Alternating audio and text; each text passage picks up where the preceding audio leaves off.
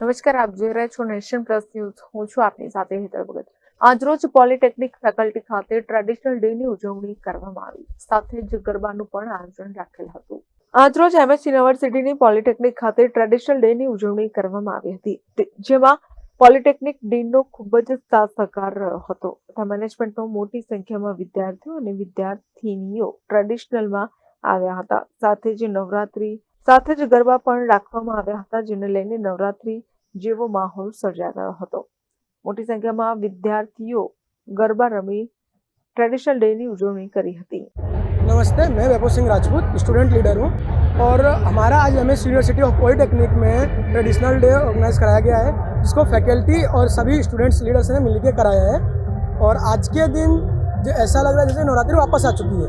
आप देख सकते हैं सभी स्टूडेंट्स गरबा का आयोजन का मजे ले रहे हैं, प्लस हमारे यहाँ डीजे कराया गया है। और सिर्फ स्टूडेंट ही नहीं, हमारे साथ टीचर्स ने भी गरबे में भाग लिया है और सब लोग साड़ी में आए हैं और लड़के जितने सब कुर्ते पहन के आए और सब लोग एक मर्यादा में रह के गरबा कर रहे हैं। और ये सबसे अच्छी बात होती है कि फैकल्टी के लिए कि सब लड़के साथ में रह के बिना कोई गलती के सब लोग इंजॉय करते हैं।